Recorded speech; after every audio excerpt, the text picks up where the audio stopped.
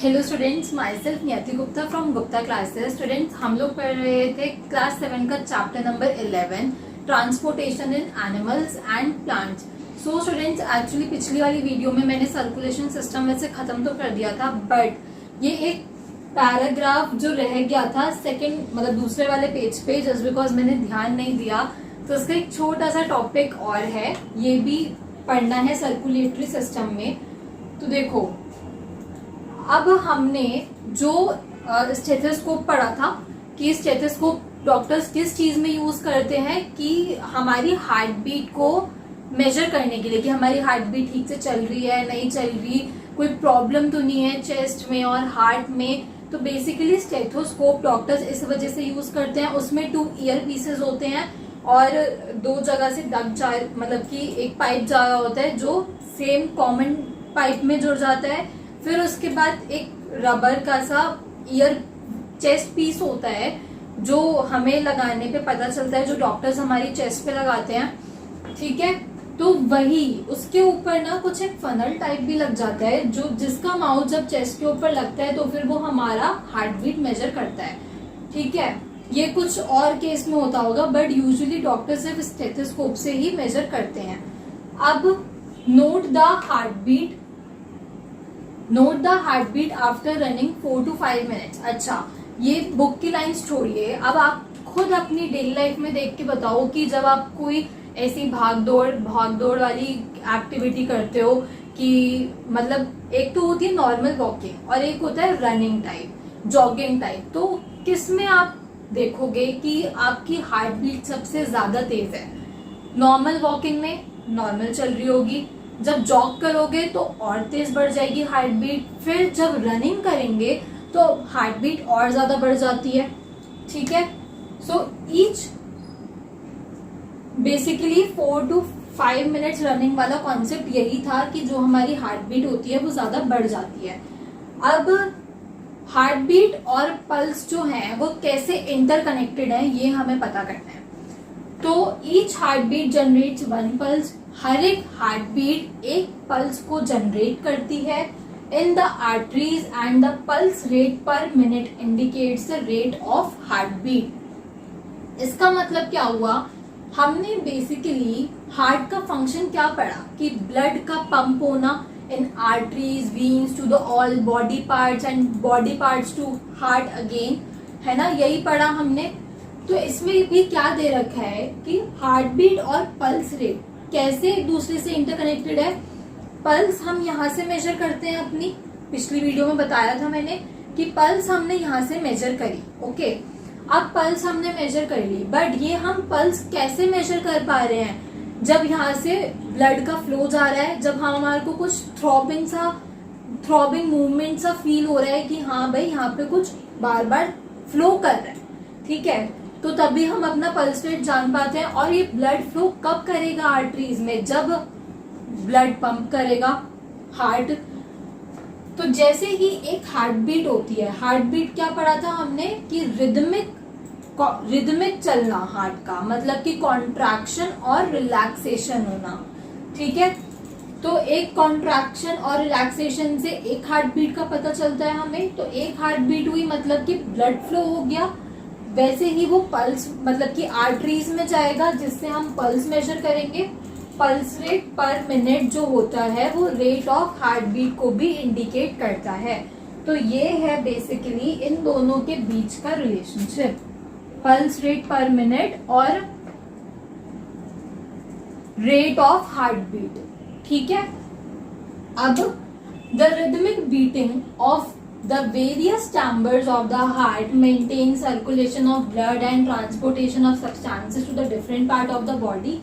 ये हम पढ़ चुके हैं, बट जस्ट फॉर रिवीजन की भाई, अभी डायरेक्ट अगर कोई न्यू स्टूडेंट आके ये वीडियो देखने लगेगा तो उसे समझ में नहीं आएगा। इस वजह से मैंने ये चीज लिखी है यहाँ पे कि एक जो रिदमिक बीटिंग होती है, मतलब कि कॉन्ट्रैक्शन और रिलैक्सेशन जो होती है, उससे क्या होता है, एक तो हमारी बॉडी में ब्लड सर्कुलेट होता है और जो सब्सटेंसेस ट्रांसपोर्ट होने होते हैं हमारे, वो different parts of the body पे ट्रांसपोर्ट हो जाते हैं। जैसे कि प्रोटीन्स, कार्बोहाइड्रेट्स, मिनरल्स, विटामिन, ये सब कुछ चीजें भी ट्रांसपोर्ट हो जाती हैं उस ब्लड के साथ। अब एक चीज आती है hydra.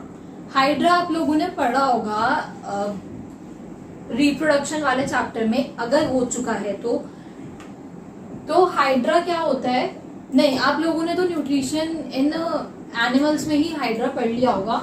Hydra do not possess circulatory system, इसके पास कोई सर्कुलेटरी सिस्टम नहीं होता। सर्कुलेटरी सिस्टम मतलब ऐसा सिस्टम जो ब्लड को पंप करे, जो ऑक्सीजन कैरी करे, डिफरेंट सब्सटेंसेस कैरी करे हमारी बॉडी में एक पार्ट से दूसरे पार्ट तक जिनको जरूरत हो। तो हाइड्रा ऐसा कोई भी सर्कुलेटरी सिस्टम पोजेस नहीं करता। फिर उसमें क्या होता है, देखो, the water in which they live, जिस पानी में वो रहते हैं, मतलब कि जो हाइड्रा है वो एक एक्वेटिक एनिमल है, ठीक है। तो ये जहां पे पानी में रहते हैं वो इनके लिए फूड लाता है, ऑक्सीजन लाता है। ऑब्वियसली जब पानी में रहेंगे तो भाई वहीं से खाएंगे, वहीं से ऑक्सीजन लेंगे, एंड वाटर में भी ऑक्सीजन प्रेजेंट होता है as it's formula is H2O, ठीक है। तो वाटर में भी ऑक्सीजन प्रेजेंट होता है as it enters their body.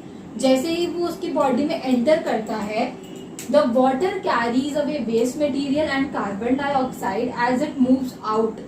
तो वाटर का काम क्या होता है कि वो वेस्ट मटेरियल मतलब कि अनडाइजेस्टेड फूड और एंड कार्बन डाइऑक्साइड बाहर ले जाता है हाइड्रा की बॉडी से।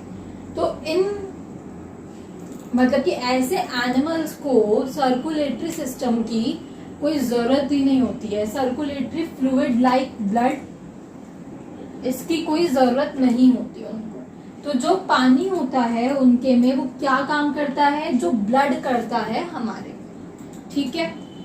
तो अगर हाइड्रा का आए तो ये 2-4 लाइनों का ही आंसर आएगा, अगर बाय चांस हाइड्रा का पूछा जाता है तो, ठीक है। बाकी जो पिछली वाली वीडियो है मैं उसमें ये लिंक मेंशन कर दूंगी पिछली वाली वीडियो का, प्लीज दोनों वीडियो ध्यान से देखना। ये मेरे को डालना एक साथ ही था बट एक्चुअली पता नहीं कैसे ये छूट गया, so I am really sorry about that कि मैंने आपके एक पढ़ने वाले रिदम को खराब किया, बट छूट गया, ठीक है। तो मैं आपके लिए पिछली वाली वीडियो का एक लिंक मेंशन कर दूंगी इस वीडियो के नीचे, कि जिसको भी अगर स्टार्टिंग से सर्कुलेटरी सिस्टम पढ़ना है तो वो पढ़ ले। 3 वीडियोस में डाला है मैंने सर्कुलेटरी सिस्टम। फर्स्ट में ब्लड है, बाकी एक में और बाकी सारी चीजें हैं, और एक है ये वाली वीडियो जिसमें बचा कुचा हार्ट बीट का जो रह गया था वो है, ठीक है। तो किसी को अगर सर्कुलेटरी सिस्टम पढ़ना है तो ये तीनों वीडियोस देखे, उसमें इंट्रोडक्शन भी है, अबाउट सर्कुलेटरी सिस्टम भी है, और पूरा सर्कुलेटरी सिस्टम खत्म कर दिया है। ओके, आई होप स्टूडेंट्स की आपको समझ में आया होगा। इसमें कुछ भी नहीं था, एक तो हमने पल्स के बारे में पढ़ा, हार्ट बीट के बारे में पढ़ा, जैसे डॉक्टर हमारी हार्ट बीट को चेक करता है, लाइक चेस्ट इन्फेक्शन तो नहीं है हमें कहीं, या हार्ट बीट में कुछ प्रॉब्लम तो नहीं आ रही उसके रिदमिक कॉन्ट्रैक्शन और रिलैक्सेशन में, वो चेक करना वो किससे होता है, स्टेथोस्कोप से होता है। स्टेथोस्कोप के पार्ट्स बताए हुए हैं, एक एक्टिविटी दी हुई है जिसमें ये जो फनल है वो अटैच किया गया है, शायद फॉर हमारी खुद की हार्ट बीट के लिए अटैच किया गया है। फिर उसके बाद एक रनिंग का कॉन्सेप्ट दिया हुआ है कि अगर हम भागेंगे तो हमारी हार्ट बीट पे क्या असर पड़ेगा, तेज होगी, मंदी होगी। तो जब रनिंग करेंगे तो उसके 4-5 मिनट बाद फास्ट हो जाएगी, नॉर्मल वॉकिंग करेंगे तो नॉर्मल रहेगी, जॉगिंग करेंगे तो थोड़ी सी फास्ट हो जाएगी। ओके, अब ये जो रिदमिक बीटिंग होती है वो क्या क्या करता है, एक तो सर्कुलेशन ऑफ ब्लड और ट्रांसपोर्टेशन ऑफ सब्सटेंसेस करता है different organs of the body तक। फिर उसके बाद पढ़ा हमने हाइड्रा का, कि हाइड्रा के अंदर सर्कुलेटरी सिस्टम नहीं होता, बट वो कैसे मैनेज करता है वेस्ट मटेरियल्स को बाहर करना, ठीक है। बस यही सब कुछ पढ़ा हमने अभी तक। अब इसके आगे हम एक्सक्रीटरी सिस्टम स्टार्ट करेंगे वो नेक्स्ट वीडियो में। और अगर आप लोगों को कोई भी डाउट हो तो प्लीज पहले सारी वीडियोस देखो, प्लेलिस्ट जाके रिव्यू करो, एक बार NCERT जरूर रीड करना, उसके बाद भी अगर कोई डाउट आता है तो यू कैन कमेंट।